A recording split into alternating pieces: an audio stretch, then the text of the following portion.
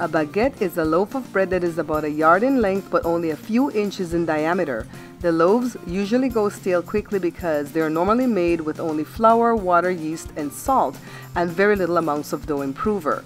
My baguettes are crispy on the outside and soft on the inside due to the fact that I add a small amount of sugar to the dough. Let's have some fun making these loaves. Alright guys, you're probably saying, Barbara, she always talk about kneading bread is easy. But that's probably because Barbara knows how to knead bread. Let me tell you something about kneading.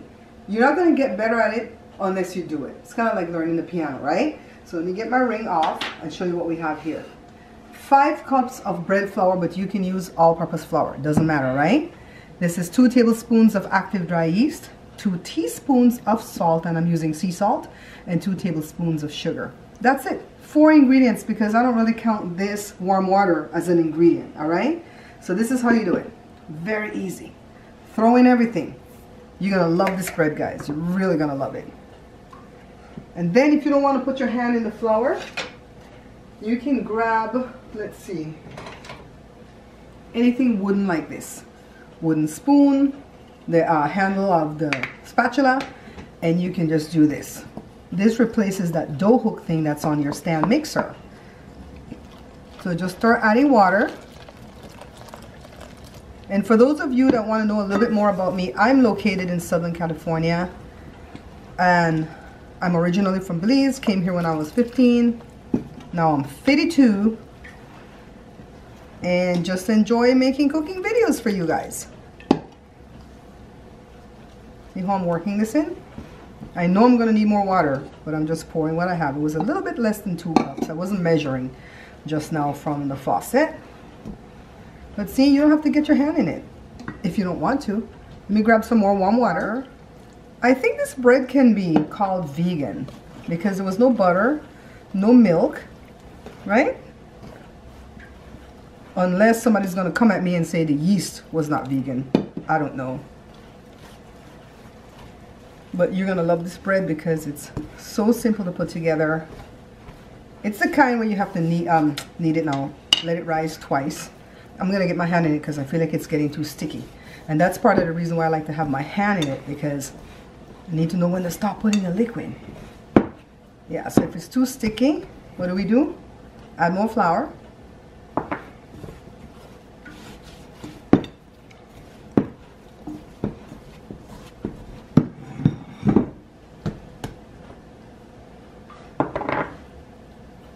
And here comes the fun part. Just knead. I almost got it too wet, you guys, but we will salvage with the flour. I washed all the dough off my hand and I dried them off because I find that it's easier to handle dough once you get your hands all dry. Now let me just go ahead and work this until it's smooth. As soon as it's smooth, then all I want to do is go ahead and form it into a big ball like this. And then I'm going to put it back in the same bowl that I made it in. I didn't even wash the bowl, all right? Just toss it back in here and then cover it with something pretty.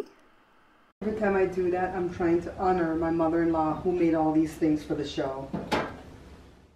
It only takes about 45 minutes for it to double up like this. Now let me go ahead and get it out.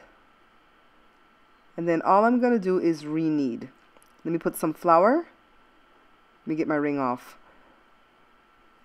So I'm getting all the air out of the dough. You can actually hear it sometimes just go like that. So let me just go ahead and knead this. Now this is going to give us 2 loaves. Let me cut it in half. Get some more flour. And then knead a little bit more because now I'm going to need my rolling pin. So let me find my rolling pin. And we're going to roll this into a rectangle, all right? Now remember, a rectangle is not a square. A square has equal sides. A rectangle has 2 longer sides. So just work with it because the dough is going to keep walking back on you. But just have some patience and roll it out. And pretty soon it's going to start clinging to the counter. And you're going to see the shape of your rectangle start to form. And we want to make sure that we measure this thing according to the size of the baking sheet. And remember, the oven has a set size too. We don't have big industrial ovens, so we have to make sure this thing can fit. So this is not going to be the normal length of baguettes, all right? Now this is what we do next. Let me roll it out a little bit more, make it a little bit thinner. So I'm just going to tuck the ends like this, kind of like folding a towel, and just roll. Look how fast I'm going. Yeah. Now let me pinch the seams shut. If it's too sticky, just get some flour on your hand. And then tuck the ends under like this. Now people will tell you, wait for it to rise before you cut these slits, but don't, all right? Every time I've done that, I've busted the loaf. So cut it now. Just cut these slits to put a design. Make sure the baking sheet is greased lightly. And then set it diagonally. I do it this way because then I can get a longer loaf. Now let's do the other one. That was fun, right? All I'm doing right here is like squeezing out all the air. Can you hear it? It goes like that. Get out all the air. Make sure it's not too sticky. And then we're going to do the same thing again with the rolling pin. Now, when I looked up videos on how to do this many years ago, a lot of people don't cut the slits like this right here. They don't cut the slits like this right here until after the bread has risen. That doesn't work for me because it punctures it. You know, that is rising already. So let me get my oven going.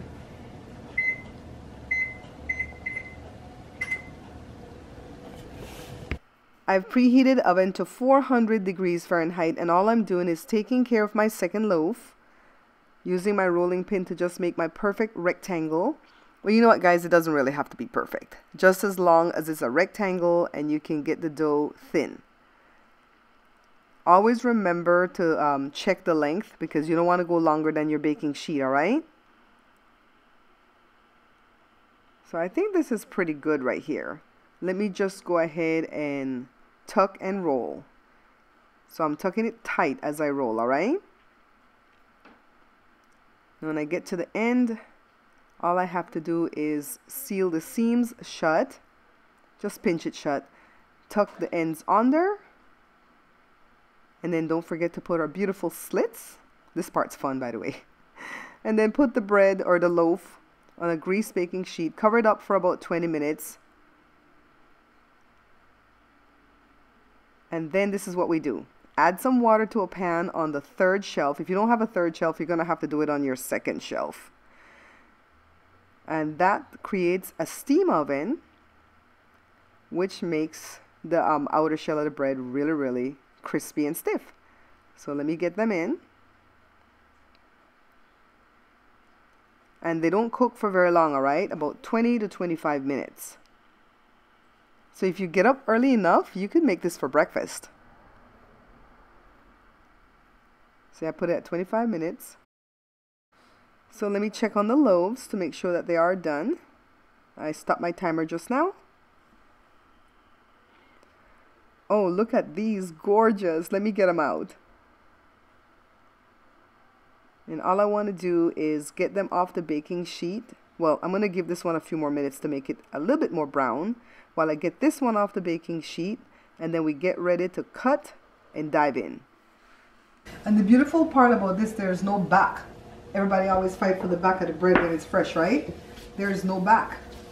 So we could cut any part we want to cut. All right, so in 5 minutes, I'm going to take the other one out, and after they've cooled enough that I can cut, I'm going to come back and cut, all right? See you guys soon. All right, you want this one to be cut? I'm going to break it off. Wait, this one. This one? Okay. I'm going to break it off. So Joe was going to break this one off. Oh, he broke it already before I could finish the show, guys. So this is how you could test too. If it's hollow on the bottom, that's how you know your bread's done. So I might as well just give Joe this. We cut it. Oh, I'm cutting upside down, not paying attention. And let me cut this one. Right at the notch. So it's tough on the outside, and it's gonna get stiffer tomorrow, okay? Look on the inside. Isn't this gorgeous? So this is a quick bread. Like I said, it could be vegan because it doesn't use anything but the yeast, the water, the sugar, and the flour, and you can use all-purpose flour with it, all right? I'm unveganizing it right now by putting a little touch of butter.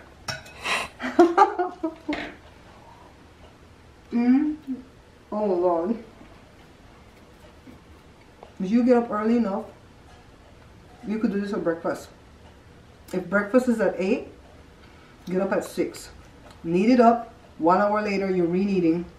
20 minutes later, you're baking for about 25 minutes, thereabouts. Yeah, you could do something nice for breakfast for the family. See you guys again next video. Don't forget to like, subscribe, follow, comment, all that good stuff. Bye. Say hello to Mama. Hi, everybody.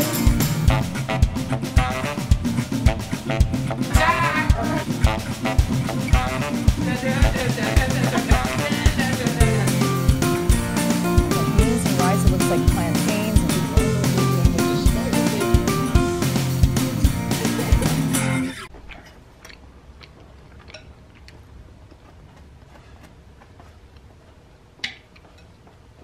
Hey, you, I catch you.